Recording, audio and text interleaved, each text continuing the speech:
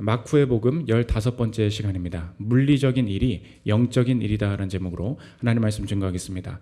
사무엘하 21장부터 24장까지는 샌드위치 구조로 바라보면 좋다고 말씀을 드렸습니다. 다윗의 왕국이 어떻게 이루어질 수 있었는가. 그래서 지난주에 21장과 24장을 살펴보았습니다. 기근이 있었고 전염병이 있었습니다. 물리적인 문제들이 생겼는데 그 물리적인 문제들의 원인, 그 뒤에는 무엇이 있는가.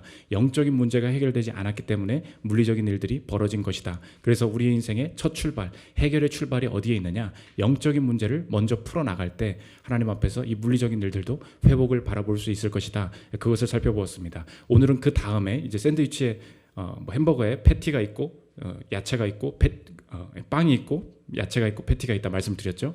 빵을 먹었고 이제 야채를 먹는 것입니다. 오늘 두 본문에는 이 다윗이 왕국 가운데 싸울 때 함께 싸웠던 용사들의 리스트가 쭉 나열되어 있습니다. 그래서 어떤 사람이 어떤 능력이 있었고 어떤 일을 행하였더라 이렇게 나오고 있습니다. 우리의 삶이랑은 사실 별로 관련이 없고 넘어가도 되는 본문이다 이렇게 생각이 되는데 자세히 살펴보면 우리의 삶에 중요한 메시지 하나를 던져주고 있다는 것입니다. 그게 뭐냐?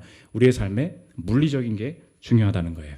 다윗의 용사가 어떤 일을 했느냐, 다윗의 용사가 어떻게 이것을 승리했느냐, 그것을 우리에게 왜 말해주고 있습니까? 우리 인생의 물리적인 회복도 그냥 되는 게 아니라는 거예요. 영적으로 문제를 해결시켰으니까 이제 기도만 하고 있으면 우리에게 승리가 주어지겠지. 기도만 하고 있으면 물리적인 상황도 변화되겠지. 그렇지 않다는 거예요. 우리 성경에 영적으로 회복되었어도 이제 문제가 많은 물리적인 모습들이 있습니다. 외모와 재정적인 문제, 관계의 문제 여러 가지가 있습니다. 어떻게 풀어나갈 것인가? 그 영적인 새로운 시각으로 물리적인 것을 하나씩 고쳐나가야 된다는 거예요. 물리적인 변화, 물리적인 행동의 변화들 거기서부터 회복이 시작되게 된다. 내 삶의 모든 시간, 외모, 돈 모든 것을 활용하여서 어떻게 물리적으로 하나님 앞에 영광 돌릴 수 있을 것인가 그것을 살피는 시간 갖도록 하겠습니다. 세 가지로 나눠서 살피겠습니다. 첫째로 살필 것은 물리적인 승리입니다.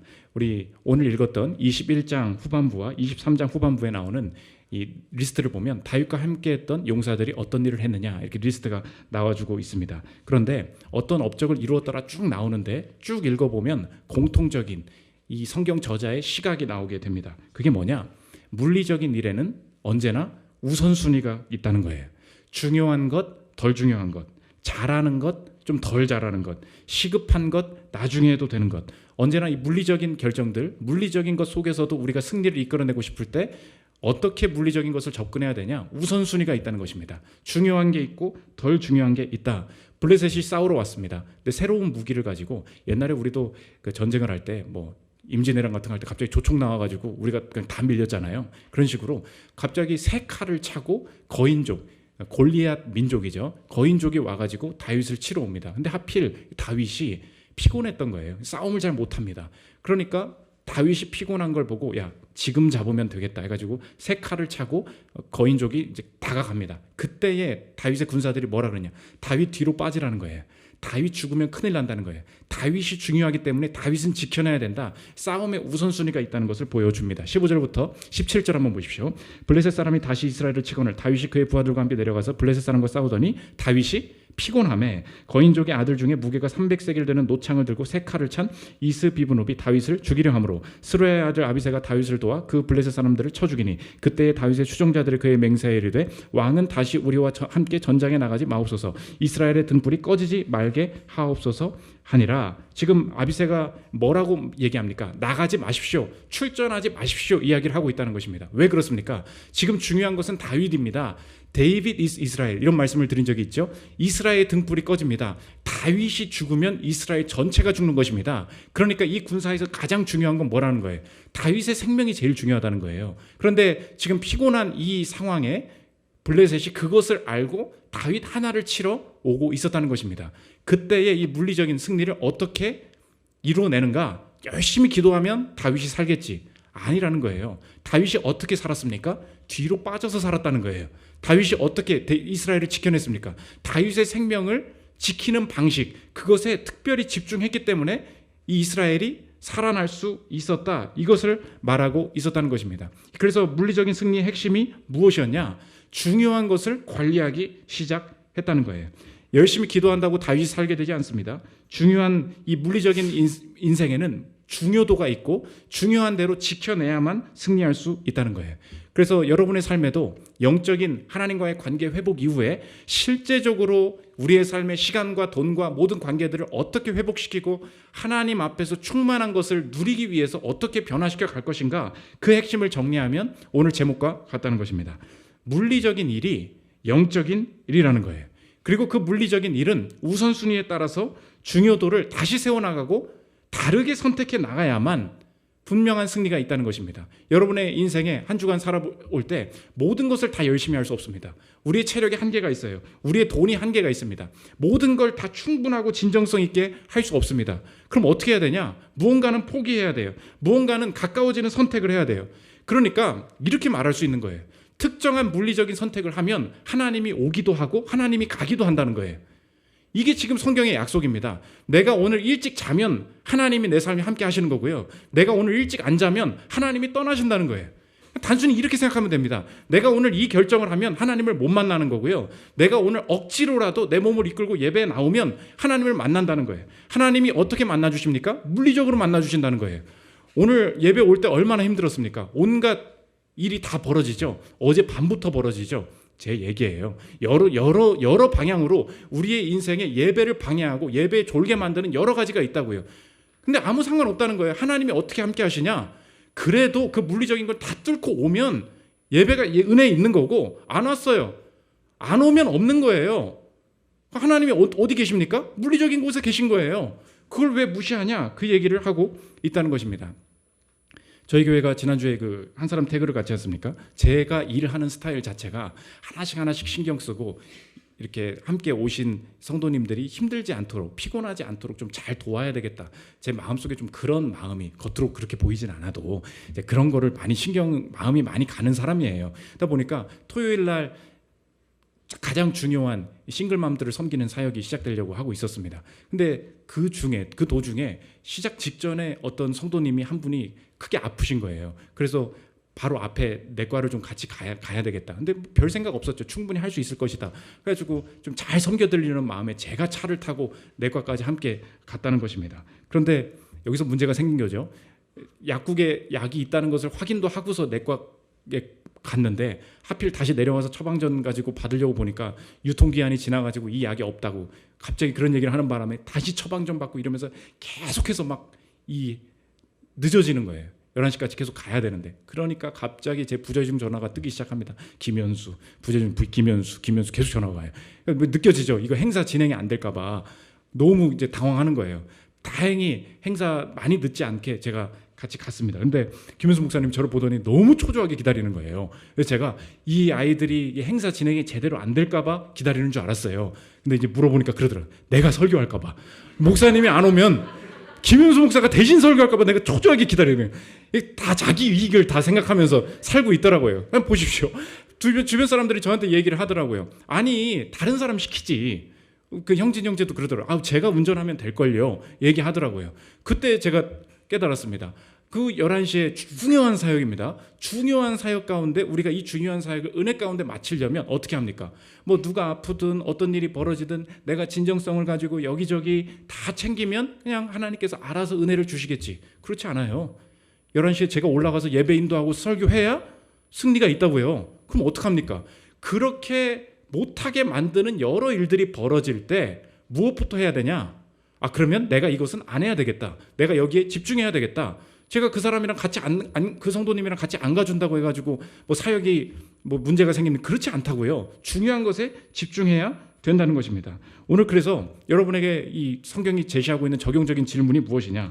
하나님의 인도하심을 받기 위해, 혹은 하나님께 더 순종하기 위해 내 삶에 보여지는, 만져지는, 느껴지는 물리적인 어떤 우선순위의 조정이 필요한가?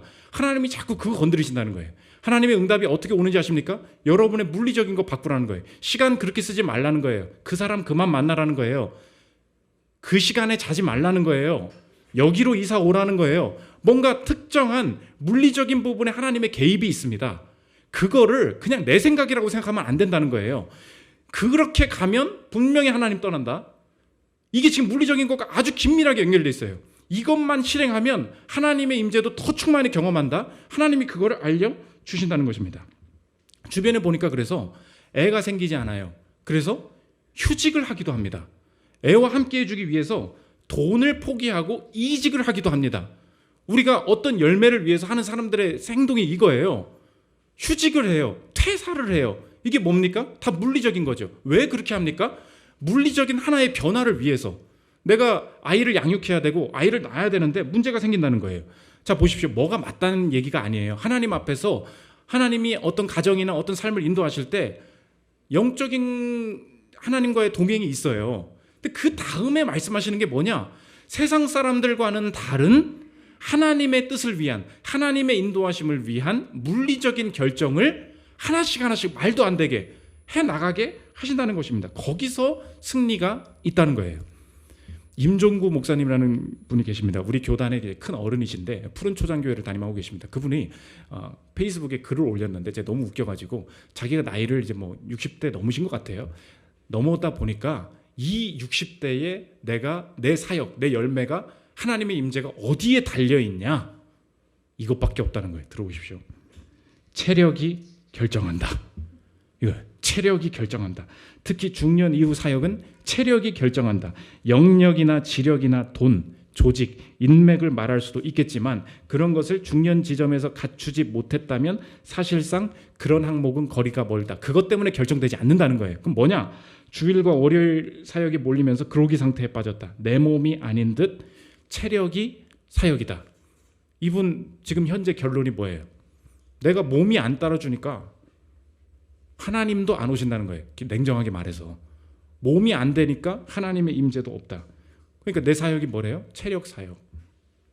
그래서 내가 열심히 해보려고 하는데 나도 근데 쉽지가 않아요. 60대 되기 전에 나도 열심히 하려고 하는데 저도 육체적으로 엄청 노력을 합니다. 어떤 분이 자꾸 설교 들으면서 그래요. 목사님 살이 홀쭉해졌다고 여기가 왜 이렇게 패였냐고 제가 이거를 한 10번 들었어요. 그래가지고 저는 진짜 열심히 그 목회자로서 이렇게 외모를 그래도 좀 보기 좋게 관리하고 이런 거 제가 나름 신경 쓰거든요. 근데 쟤는 일을 조금만 열심히 하고 스트레스만 받으면 이게 살이 쫙쫙 빠지는 스타일이야. 그러니까 여러분 알아주십시오. 저도 열심히 먹고 있어요. 근데 먹어도 안 돼. 이제 요새 배도 아파. 야식 먹으면 배도 아프고 그래가지고 힘들어. 아무튼 뭐냐? 물리적인 거예요. 물리적인 걸 준비해야 된다는 것입니다. 더 적용적으로 여러분 오늘 뭐 젊은 분들 많으니까 인생의 가장 중요한 물리적인 건 뭐냐? 제가 생각해 봤어요. 이분은 체력이 결정한다 그랬잖아요. 몇 가지 있는데 첫 번째, 교회가 결정합니다. 교회 함부로 여기지 말아요. 아무데나 내가 선택해서 갈 수 있다. 내 인생의 인도하심을 받을 수 있는 말씀을 생각해 볼 수 있는 충만한 예배를 드릴 수 있는 그 교회가 인생에 맨날 오는 게 아닙니다. 교회 중요한 줄 알고 교회 분쟁 일으키지 말고 교회를 위해 기도해야 돼요. 교회가 결정합니다. 교회가 중요해요. 더 말할 게 없어요. 교회가 중요해요. 두 번째, 배우자가 결정합니다. 싱글이신 분 제외하고 더 특히 남자분들 들으세요. 여자가 결정합니다. 여자는 그래도 스스로 뭔가 해결해 나갈 수 있어. 남자가 여자를 잘못 만나면 안녕 천국에서 보자 이제 끝이야. 힘들어지는 경우가 있어요. 그런데 자꾸 함부로 만나요. 그러면 안 돼요. 여자 결정하는 데 있어서 꼭 목사님들이랑 교회 리더들이랑 상의해야 되고요. 면접 봐야 돼요. 우리 교회 그래서 내가 사랑하는 사람들은 넌 면접 10번이 남아있어. 제가 그렇게 얘기하거든요. 늘 검증해야 된다고. 이게 중요한 거예요. 세 번째, 집이 결정한다. 요즘 젊은이들이 착각이 그거예요. 투자를 많이 해서 돈을 벌어서 나중에 집을 사겠다. 그런 일은 벌어지지 않습니다, 여러분. 처음부터 주식 가지고 큰 레버리지를 일으킬 수가 없다고요. 처음에 해야 되는 게 뭐냐? 집과 교회를 정하는 거예요. 이게 이 시대 젊은이들이 정착하지 못하게 만드는 시험이 여기에 있다고. 처음에 내가 이 교회 다녀야 되겠다. 여기서 내 터를 삼아야 되겠다 해서 집값이 오르든 내리든 내 여력 속에서 괜찮은 집을 빨리 마련을 하란 말이에요. 그 다음에 그렇게 해서 대출을 쫙 받잖아요. 그럼 소비가 줄어. 왜냐? 대출금 갚아야 되거든. 그러니까 여러분 이게 이상 목사라고 하지 말아요. 대출을 이빠이 받으세요. 그러면 소비를 할 수가 없어. 소비가 완전히 줄게 되어 있다고요. 그러니까 내 인생의 중요한 물리적인 걸 하나를 팍 잡아놔야 돼요. 내가 꼭 교회 주변에서 살란 얘기 아니에요. 하나님의 인도하심 속에서 이 교회 다녀야 되겠다. 이 사람과 가정을 꾸려야 되겠다. 이 집에 살아야 되겠다라고 미리 잡는 거예요. 그래야 다른 돈이 있으니까 유럽 여행을 가는 거 아니야. 대출금을 안 갚아도 되니까 자꾸 일본으로 가잖아요. 그 돈이 얼마나 귀한 줄 아십니까? 여기 지금 그 분유값 준비하시는 분들 보세요. 지금 출산 앞두고 있는 분들, 원래 성민 형제가 저한테 밥 많이 샀거든요. 요새 밥을 안 사. 한 번도 관심이 없어. 왜냐? 이제 생각해 보니까 돈이 너무 중요한 거야. 근데 그 몇백만 원, 몇 천만 원 모으는 게 중요한 거거든요. 근데 그거 안 하고 젊을 때 난 집이 이미 월세 사니까 집을 안 샀잖아. 500만 원, 1000만 원 뭐 통장에 들어 있는 거예요. 그거 가지고 어디 뭐 일본 갔다가 어디 갔다가 뭐 탕진하고 한번 도박해 그 뭐 주식 해볼까 넣었다가 다 잃고. 그렇지 않아요. 집이 결정해. 교회, 배우자, 집, 그다음 체력. 이거 중요한 것만 하나씩 집어도 흔들리지 않은 인생을 살아갈 수 있다는 것입니다. 그래서 이 물리적인 게 중요하다는 것을 새롭게 다른 관점으로 적용하면 또 어떻게 되냐? 그리스도인은 물리적인 게 하나님 앞에서 영적인 것이라는 걸 알기 때문에 물리적인 차이를 받아들이는 능력이 생기게 된다는 것입니다. 오늘 23장에 가보면 다윗의 이 싸움을 잘했던 용사들이 쭉 나와요. 그런데 엘리트 같이 잘하는 사람들 순서도 이렇게 좀 써 있는 경향이 보입니다. 이게 중요한, 다윗 밑에는 잘하는 사람들이 있었고 다윗은 그 사람들을 인정했어요. 23장 8절 보십시오. 다윗의 용사들의 이름은 이러하니라. 다그몬 사람 요셉 바세벳이라고도 하고 에센 사람 아디노라고도 하는 자는 군 지휘관의 두목이라. 그가 단번에 800명을 쳐 죽였더라. 800명 죽인 사람이 다윗 밑에서 같이 일하고 있었다는 거예요. 여러분 이런 생각 안 드십니까? 제가 다윗이었으면 이럴 것 같아요. 내가 리더긴 리더인데 나는 실제로 좀 유명하게 죽였던 사람, 내가 큰 거인족을 죽였던 사람, 내가 누구 죽였어요? 다윗이 골리앗 죽였죠. 난 한 명 죽였잖아요. 근데 내 밑에 부하가 지금 몇 명 죽이고 다닙니까? 800명 죽이고 다니죠. 그렇잖아요. 물리적인 역량이 굉장히 뛰어난 친구예요. 제가 마음이 꼬여서 그런지 모르겠지만 성경을 읽을 때 전 그랬을 것 같아요. 야 요셉 바세벳, 너 이리 잠깐 와봐. 너 이름 좀 특이하네. 너는 말이야 800명을 죽이고 있는데 나는 800명은 죽여본 적이 없거든. 너 이렇게 여러 사람 죽이는 게 중요한 게 아니야. 하나를 죽일 줄 알아야 돼. 그러니까 내가 더 잘한다는 거죠. 그렇게 뭐 쓸데없는 애들 죽이고 다니면 안 되고 한 명을 죽일 줄 알아. 큰 놈 하나를 잡을 줄 알아야 돼. 중요한 것에 집중하는 게 필요해. 너는 좀 약간 지금 좀 인생이 좀 퍼져 있다. 이런 식으로 제가 비꼬 왔을 것 같아. 왜 그렇습니까? 내가 물리적인 걸 이 차이를 인정하기가 싫은 거예요. 다윗 밑에 누가 있었습니까? 800명 죽이는 애가 있었죠. 여러 역량 있는 사람들이 다 나와요. 왜 그렇습니까? 다윗은 이 물리적인 차이를 인정하는 사람이었다는 것입니다. 성경에서 모두가 중요하다고 얘기하잖아요. 더 중요하고 덜 중요한 게 있다. 그래서 여러분의 삶에, 그리고 혹은 스스로도 상대방의 차이를 인정하기, 상대방과의 물리적인 차이를 인정하기 싫어하고, 요즘 말 있죠. 불편러. 내 마음이 자꾸 어느 순간에 누구를 바라볼 때 프로 불편러가 되어가고 있다면 내가 지금 물리적인 것을 바라보는 시각에서 내가 지금 영적으로 하나님 앞에 충만하지 못하고 물리적인 것이 내 정체성이 되어 있구나, 이렇게 생각하면 된다는 것입니다. 내가 돈이 없어요? 그래서 부자를 욕해요. 그러니까 물리적인 차이를 인정하지 않는 사람이에요. 그러니까 물리적으로 내가 하나님 앞에 충만하지 않은 사람일수록 돈이 없는 이 물리적인 내 상태가 내 자신인 거예요. 그러니까 돈이 많은 사람을 인정할 수가 없는 거예요. 다윗이 그랬으면 여러분의 주변에 왜 좋은 사람, 잘하는 사람이 안 모이는 줄 아십니까? 여러분의 그 부분이, 물리적인 그 부분이 내 정체성이 되어 있기 때문이에요. 내가 팀장입니다. 나보다 잘하는 사람이 내 밑에 있어야 돼요. 그게 능력이에요. 근데 여러분의 밑에는 왜 바보만 있을까요? 왜 내 말 잘 듣는 사람만 있을까요? 여러분 이상하지 않습니까? 왜 내 주변에는 나보다 돈이 없는 사람만 있을까요? 한번 생각해 보세요. 여러분이 잘하는 사람을 밀어낸 거라고. 다윗의 세계는 어떤 세계입니까? 물리적인 세계죠. 물리적인 세계를 하나님이 어떻게 인도하십니까? 차이 속에서 다양하게 이끌어 가신다는 거예요.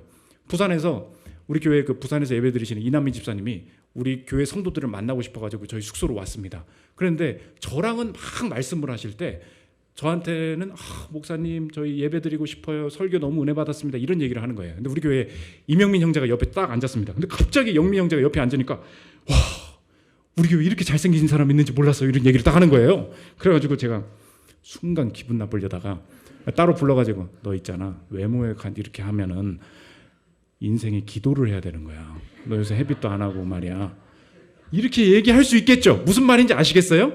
사람은 내가 없는, 물리적으로 없는 것에 대해서 물리적인 것이 정체성이 삼아지면 차이를 인정할 수가 없다고요. 그러니까 승리가 없다는 거예요. 제가 마음을 내려놨죠. 그래, 나는 기분 나쁠 자격도 없는 존재다. 나는 오직 주님만 바라본다. 그러니까 우리 교회 같이 그런 애들도 같이 가가지고 같이 사역하지 않습니까? 여러분, 오늘 중요한 게 그런 거예요. 물리적으로 우선순위가 있다 그랬죠. 그래서 내가 정해야 된다. 물리적으로 바꾸지 않으면 하나님이 떠난다. 동시에 그 중요한 다른 적용이 뭐예요? 물리적인 우선순위가 있다면 차이도 있는 거예요. 차이를 받아들이십시오. 즐거워하십시오. 왜 이렇게 자꾸 프로 불편러가 됐어요? 어이구 저 부자들, 어이구 저 뭐 농땡이치, 잘하는 걸 인정해줘요. 그러면 내 주변에 오히려 이 물리적인 승리가 가능하게 된다는 것입니다. 두 번째로 살펴볼 것은 인격의 승리입니다. 물리적인 것을 바라볼 때 물리적인 세팅만 잘하면 되겠지, 성경이 그렇게 말하지 않고 물리적인 것 속에는 영적인 내 삶의 인성의 성숙, 인격의 성숙이 물리적인 것을 바라보는 것 속에 포함되어 있다, 보여주고 있다는 것입니다. 두 가지 성숙이 필요한데, 첫째로 함께함, 이게 필요하다는 거예요. 그 다윗과 함께한 사람들이 어떤 사람이었냐? 전쟁할 때 늘 같이 있는 사람이었다. 21장 18절부터 한번 보십시오. 그 후에 다시 블레셋 사람과 곱에서 전쟁할 때 후셋 사람 스프게는 거인족의 아들 중에 삽을 쳐 죽였고, 또다시 블레셋 사람과 곱에서 전쟁할 때 베들레헴 사람 야레오르김의 아들 엘하나는 가드 골리앗의 아우 라우미를 죽였는데 그자의 창자로는 배틀채 같았더라. 20절. 또 가드에서 전쟁할 때에 또 어쩌고 저쩌고 얘기 나와요. 뭐 지금 어떤 상황을 얘기하고 있습니까? 곱에서 전쟁할 때, 가드에서 전쟁할 때, 지금 어디에 누가 같이 있었다는 거예요? 다윗의 군사들은 다윗이 전쟁할 때 늘 함께 있는 사람이었다. 전쟁이 일어나는 그때에 같이 있는 사람이었냐? 이것이 물리적인 것을 바라보는 그리스도인들의 중요한 태도가 된다는 것입니다. 우리에게 적용하면 무엇입니까? 이렇게 적용하면 돼요. 그리스도인들은 물리적인 것을 하나님이 이끌어 가시고 물리적인 것이 영적인 것이라는 것을 믿는 사람들이기 때문에 내 몸이 없는 곳에서 유익을 기대하지 않는다. 이것이 그리스도인들의 정직한 사고방식입니다. 뭐라고요? 내 몸이 위치하지 않은 곳에서 유익을 기대하지 않는다. 그러니까 반대로 말하면 내 몸을 어떤 조직에, 어떤 가정에, 어떤 행사에 내 몸을 위치시키는 것은 인격적인 일이라는 거예요. 굉장히 영적인 일이라는 거예요. 왜 그렇습니까? 물리적인 게 영적인 거라면서요. 그러니까 내 삶을 어디에 위치시키신다는 것은 하나님의 계획이 있다는 거죠. 그러니까 고난 가운데 혹은 어려운 부서나 어려운 상황 가운데 나를 처하게 하시는 것도 물리적인 일이잖아요. 그런데 그게 하나님의 뜻이라면 내가 자꾸 여기를 떠나서 내가 내 몸은 여기 있는데 유익은 다른 데서 찾는다. 이건 내 생각이라는 거예요. 하나님이 물리적인 몸을 여기 위치시키셨다면 유익도 어디에 있는 거예요? 유익도 여기 있는 거예요. 꼭 우리 교회 다니라는 말이 아니라, 그래서 교회를 다니잖아요. 자기 교회 목사님을 사랑해야 돼요. 근데 자꾸 자기 교회 목사님은 계속 욕하면서 유튜브로 다른 교회 설교만 들어. 그럼 차라리 오란 말이에요. 차라리 예배 그 교회를 사랑해야 돼요. 내 교회를 사랑해. 왜? 내게 주신 교회거든요. 저도 대전에서 교회 다닐 때 정말로 설교가 졸렸어. 이게 그분들도 요즘 가끔 이 설교를 듣는 거 있는데, 아무튼 너무 힘들었다고. 근데 늘 마음속에 포기하지 않았던 게 있어요. 은혜는 여기 있는 거예요. 여기. 왜요? 내 몸을 위치시킨 그곳에서 하나님께서 내게 유익 주실 것이다. 그래서 여러분이 어떤 기회를 만들어 보고 싶다, 하나님의 유익을 누리고 싶다, 그럼 뭔가 좀 어떤 곳에서 같이 하고 싶다. 여러분이 첫 번째로 해야 될 일이 뭔지 아십니까? 내 몸을 위치시키는 거예요. 가야 된다고, 참여해야 된다고. 제 아내가 임신하고 있을 때, 임산부는 법적으로 재택이에요. 코로나 때도 계속 재택이야. 그러니까 법적으로 나오지 않아도 돼요. 그건 합당한 일이야. 나오지 말라고 말까지 했어. 그런데 어느 날 회사에 어려운 일이 생긴 거예요. 근데 가봐야 될 것 같대. 바쁜 일이 생겼는데 안 가도 되잖아. 집에서 처리하면 되지. 아니래. 지금은 가줘야 될 타이밍이래. 가더라고. 이거예요. 가주는 거예요. 안 가도 되지. 그렇지 않다니까요. 앨런 머스크 얘기 아시죠? 앨런 머스크가 다들 코로나로 다 재택근무할 때 전 직원 다 사무실 출근하라 그런 얘기했어요. 왜? 우리는 IT 기업이고 첨단 기업인데 왜 그러냐? 내가 공장에서 밤새서 공장에 있지 않았다면 테슬라는 나오지 않았다. 그 여러 가지 재택근무 하겠다는 그 기업들한테 물어보고 싶다. 니네들 신제품 언제 냈니? 이렇게 물어보더라고. 유지는 된다는 거예요. 유지는. 근데 새로운 하나를 뚫고 나가고 돌파해 보려고 해봐라. 내가 내 몸을, 앨런 머스크 스스로의 몸을 공장에서 밤새 위치시키지 않았다면 테슬라는 진작에 파산하고 없어졌다는 거예요. 중요한 통찰이죠. 앨런 머스크의 행보가 다 기독교적으로 맞다 그런 소리가 아니고 물리적인 함께함을 강조하고 있다는 것입니다. 여러분, 그래서 자꾸 몸은 빼고 있는데 뭘 이렇게 유익은 빼먹으려고 하는 그 시도가 전혀 그리스도인답지 않다는 거예요. 우리 교회 왔죠? 여러분의 중요한 행사는 우리 교회 행사입니다. 여러분이 그 회사 들어갔죠? 하기 싫어도 행사가 있으면 어떤 일을 한다고 하면 협조해 줘야 되는 거예요. 왜 그렇습니까? 그 조직의 사장을 섬기라는 게 아니에요. 하나님이 그 회사에 보내셨잖아요. 하나님이 내 몸을 거기에 위치시키지 않았습니까? 거기에 유익이 있음을 기대하는 것, 이것이 영적인 통찰이 된다는 것입니다. 두 번째, 인정하는 것. 주변의 물리적인 상황을 인정하는 것이 물리적인 것 속에서 우리의 인격을 훈련해야 될 문제가 된다는 것입니다. 다윗이 너무 목말랐어요. 근데 다윗의 부하들이 블레셋의 진영을 뚫고 나가가지고 물을 퍼다가 줍니다. 다윗한테 마시라고 주니까, 야, 니네 목숨을 걸고 이런 것들을 가져왔구나. 내가 이 물을 내 스스로 혼자 마실 수가 없다. 그래서 충분히 마실 수도 있는 상황인데 물을 그냥 여호와께 부어드려요. 그냥 내가 안 마시게 됩니다. 다윗이 그러면서 나를 위해서 수고한 주변을 인정하기 시작합니다. 23장 15절부터 보십시오. 다윗이 소연하여 이르되 베들레헴 성문 곁 우물물을 누가 내게 마시게 할까 하매 새 용사가 블레셋 사람의 진영을 돌파하고 지나가서 베들레헴 성문 곁 우물물을 길어가지고 다윗에게로 왔으나 다윗이 마시기를 기뻐하지 아니하고 그 물을 여호와께 부어드리며 이르되 여호와여 내가 나를 위하여 결단코 이런 일을 하지 아니하리이다. 이는 목숨을 걸고 갔던 사람들의 피가 아니니까 하고 마시기를 즐겨하지 아니하니라. 내 물을 보고 어떻게, 물이라는 물리적인 것을 보고 무엇을 비유해 버립니까? 뭐가 동치시켜 버립니까? 목숨을 걸고 갔던 사람들의 피다, 이렇게 얘기해 버리는 거예요. 이게 다윗의 물리적인 것을 향한 인격이었습니다. 물을 보고 사람들의 피다. 내가 리더잖아요. 내 밑에 다 부하 직원들 아닙니까? 일해주는 사람들 아닙니까? 그런데 뭐라 그러냐? 인정해요. 물리적인 것을 보고 그 사람들 때문에 내가 존재한다. 그러니까 하나님께서 물리적인 것이 영적인 거구나 라는 것을 여러분의 삶에 깨닫게 하실 때 하나님이 우리의 시각, 우리의 태도를 어떻게 바꾸시느냐? 주변의 물리적인 것, 그 사람이 하는 일, 그 사람의 헌신이 보이기 시작해요. 그 사람이 없으면 안 되는구나. 그 사람 내게 참 고마운 사람이구나. 옛날엔 지나가는 사람이었거든요. 근데 그게 고마운 사람이라고. 옛날엔 없어도 되는 사람이었거든요. 근데 이제 그 사람이 없으면 안 되는 사람이구나. 갑자기 바뀌어요. 왜 그렇습니까? 물리적인 게 영적인 거라니까요. 내 이기심과 내 의지, 내 열정, 내 실력이 높아졌을 때는요, 주변에 보이지 않아요. 다윗이 이 물리적인 게 어떻게 보여요? 그 사람들의 피다. 안 먹잖아요. 내 물리적인 게 중요한 게 아닌 거예요. 영적인 눈이 다 열려졌다는 것입니다. 인성의 힘이라는 책이 있습니다. 미군 육군사관학교, 미국의 육사죠. 어떻게 이 사람들이 훌륭한 전쟁을 치르게 되느냐, 그리고 경영적으로까지 접근해서 결론이 뭐냐? 인성이 힘이라는 거예요. 인성이 나쁘면, CEO가 인성이 나쁘면 장기적으로 그 기업은 망하게 된다. 그것을 쭉 추적해 나가는 책입니다. 1863년에 미국에서 남북 전쟁이 한창일 때 게티스버그 전투라고 이제 북군이 쭉 밀고 내려오는데 남군은 노예제를 해방시키지 말자, 노예를 유지해야 된다, 그런 거지 않았습니까? 남군이 열세였음에도 불구하고 필사적으로 막아내는 거예요. 마지막으로 이제 게티스버그 전투에서 계속해서 싸우고 있는데 이게 뚫리지가 않으니까 북군이 계속 지고 있었다는 것입니다. 근데 그 당시에 체인벌린이라는 대령이 있었는데 북군이 수세적으로 남군이 너무 자꾸 저항을 하니까 북군의 약한 곳을 치는 거예요. 북군의 어떤 연대가 완전히 포위돼가지고 이제 망하게 되었습니다.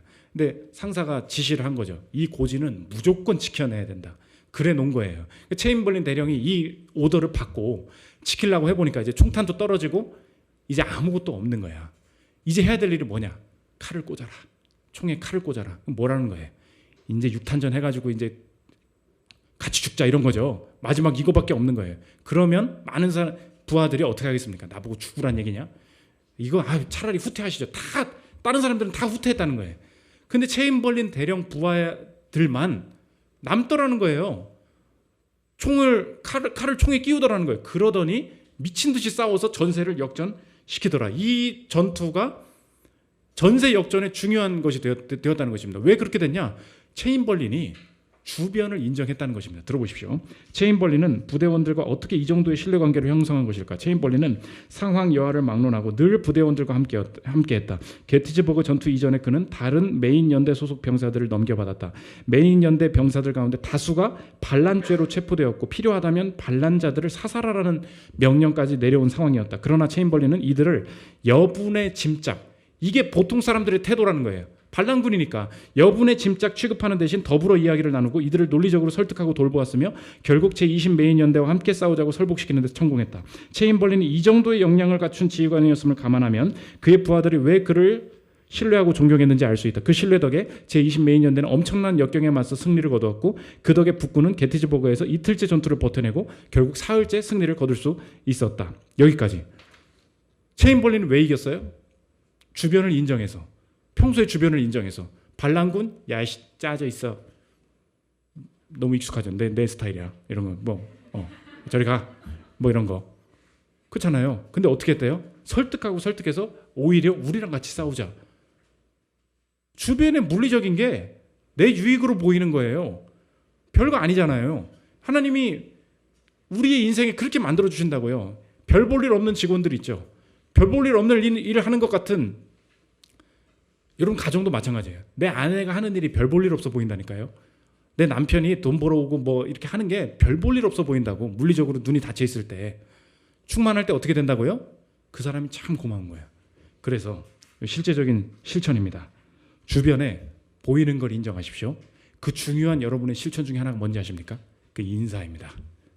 인사하십시오. 교회 왔죠? 옆 사람이 지금 모르잖아요. 그냥 인사하라고. 인사하라고요. 교회 왔죠? 멀리 떨어져 있어도 가서 인사하세요. 인사하고 집에 가세요. 회사 가지 않습니까? 그냥 웃으면서 인사해 보세요. 그게 뭐냐면 존재를 인정하는 거예요. 네가 거기 있구나라는 거를 내 눈으로 확인해 주는 거라고. 왜 인사 안 합니까? 반갑게 인사해 보십시오. 여러분 인생이 풀려요. 자꾸 요즘 알바생들 못 쓰겠다고 하는 것 중에 그걸 너무 썩소를 하고 있대. 다들. 내가 왜 이 시급 받으면서 이 아메리카노를 내려야 되나 이러면서 가지고 그냥 고객을 쳐다보지도 않고 결제해주고 막 그런다는 거야. 그러니까 요즘 청소년들이 제일 좋아하는 게 무인 카페, 무인 아이스크림. 왜냐? 계산원들이랑도 말하기를 싫어한다는 거예요. 살아있는 생명체랑 이게 싫은 거야. 그러니까 카페도 보니까 제가 깜짝 놀랐어요. 저희 동네에 무인 카페가 있어. 아메리카노를 무인으로 내려주는 거예요. 야, 이게 되겠냐? 청소년들이 가득 차 있어. 얼마나 청소년들 마인드가 어떤지 아시죠? 사람을 만나기 싫어하는 거예요. 이게 영적으로 닫혀있는 세계예요. 여러분 어떻게 해야 됩니까? 주변을 인정해야 돼요. 인사해야 된다고. 거기에 승리가 있다는 것입니다. 세 번째, 은혜의 승리입니다. 오늘 쭉 목록에 포인트마다 사람이 잘해서 된 거 아니다. 몇 가지가 있습니다. 23장 12절부터 보십시오. 그는 그 밭 가운데 서서 막아 블레셋 사람들을 친지라. 마지막 뭐라 그래요? 여호와께서 큰 구원을 이루시니라. 23장 39절인데 오늘 마지막입니다. 39절에 뭐라 그랬냐? 여러 사람들의 리스트 중에 다윗을 위해서 살아간, 다윗을 위해서 충성해 준 사람 중에 누가 있냐? 마지막 결론을 이렇게 내요. 햇사람 우리아라. 이상 총수가 37명이었더라. 마지막에 누가 나와요? 우리아. 우리아가 누구입니까? 다윗의 범죄가 기억나게 하는 이름이죠. 밧세바의 남편이었지 않습니까? 그 사람이 승리에 동참했다. 다윗을 통해서 목숨을 잃고 다윗 때문에 상처받았던 사람의 이름이 마지막에 기록되어 있습니다. 성경이 의미 없는 리스트를 쭉 나열한 줄 알았어요. 성경이 마지막에 하고 싶은 얘기가 무엇입니까? 다윗이 잘해서 승리한 줄 아니? 이거예요. 다윗의 나라가 어떻게 이루어졌니? 우리아 때문에 그렇게 됐다는 거예요. 다윗이 역량을 800명 있는 사람 인정할 줄 알아서 뭐 다윗이 기도를 열심히 해서 웃기고 있네. 우리아 때문에 됐어. 메시지가 무엇입니까? 다윗의 승리는 은혜로 주어진 승리였다. 여러분의 삶에도 하나님께서 주시는 마지막 메시지가 이것입니다. 우리의 승리도 같은 방식으로만 보장된다는 거예요. 다윗 스스로는 절대 승리를 이룰 수 없습니다. 근데 우리의 인생이 우리야 때문에 승리한다는 거예요. 우리 인생에 상처받고 물리적으로 핍박받고 물리적으로 우리 때문에 목숨을 잃으신 우리아와 같은 그분이 누구십니까? 그게 예수님이시라는 거예요. 우리아가 죽을 때 많은 사람들이 본문을 읽을 때 그래요. 야, 성경은 진짜 어이없다고. 다윗 때문에 우리아가 죽었는데 우리아한테는 집중을 안 해준다는 거야. 이게 무슨 개죽음이냐는 거예요. 그러니까 진보적으로 이게 뭐 좌파라든지 진보적인 분들이 성경을 볼 때 그래요. 뭐 페미니즘이라든지 여러 이거 봐, 성경은 늘 메이저만 강조한다는 거예요. 다윗만 인정하고 우리아 봐라. 그러니까 소수자한테 집중을 해야 된다. 약한 자한테 집중해야 된다. 우리아의 신학을 해야 된다. 이런 얘기를 한다는 거예요. 그렇습니까? 성경은 우리아를 얘기하고 있는 거예요. 진짜로. 그 우리아가 누구예요? 우리에게 상처받으시고 우리에게 욕을 당하시고 우리에게 거절당하셨는데 그분을 통해서 승리가 이루어지더라. 물리적으로 우리 때문에 핍박받으신 분이 누구십니까? 요한복음 19장 1절 보십시오. 이에 빌라도가 예수를 데려다가 채찍질을 하더라. 군인들이 가시나무로 관을 엮어 그의 머리에 씌우고 자색 옷을 입히고 앞에 가서 이르되 유대인의 왕이여 평안할지어다 하며 손으로 때리더라. 예수님이 우리 대신 당하신 일은 무엇입니까? 물리적인 일이라는 거예요. 피지컬. 우리는 하나님을 떠날 때, 하나님을 떠난 죄인은 마지막 심판 때에 물리적인 형벌을 받게 되어 있습니다. 영적으로 영벌에 처하죠. 동시에 우리의 물리적인, 우리의 몸도 죽게 되어 있다는 거예요. 그런데 예수님께서 우리 대신 하신 일이 무엇입니까? 물리적인 형벌을 우리 대신 받으심으로 물리적인 상처, 물리적인 폭력을 통하여서 우리가 부활체, 영원한 썩지 않을 몸을 입을 수 있도록 승리 주신 분, 영생 주신 분, 그분이 예수님이시라는 거예요. 믿으십니까? 그분을 믿으신다면, 그분을 믿는다면 내 오늘의 삶, 오늘의 물리적인 인생이 다시 해석된다는 거예요. 아, 예수님, 물리적인 죽음, 물리적인 패배를 통하여 나의 우리아가 되어주셔서 내가 욕하고 내가 거부하고 내가 거절한 예수님, 그 거절을 통하여서 십자가를 통해 내게 승리 주시고 영생을 주셨으니 이제 내 인생에 허락하신 물리적인 상황은 이제 다시 해석하겠습니다. 자신의 몸을 던져 나를 건지신 그분을 내가 믿기에 내 인생의 나머지 물리적인 것은 내가 마음대로 놀릴 수 있는 몸이 아니요, 내가 마음대로 돈 쓰고 시간 쓸 수 있는 인생이 아니요, 내 인생에 남은 시간과 외모와 물질도 오직 주님께만 드려지기를 원하고 그것을 위해 우선순위를 다시 정리하기를 원합니다. 하나님이 일을 하실 때, 육체적으로 위치시키실 때 그곳에, 그 전쟁에 함께함으로, 내게 주신 모든 상황 속에 주변에 주신 것들 인정함으로 하나님께서 주신 승리를 거두게 하여 주옵소서. 이것이 신자들의 가지고 있는 이 물리적인 것을 바라보는 비전이 된다는 것입니다. 저 여러분, 마음대로 시간 쓰고 물질 쓰고 스케줄 관리할 수 있다고 생각하는, 말하는 이 시대 가운데 내 몸과 시간과 물질과 외모를 하나님 중심으로 다시 세팅함으로 진정한 승리를 거두는 저 여러분들 되시기를 기도합니다. 우리 나의 모습 나의 소유 찬양하고 기도하는 시간 갖도록 하겠습니다.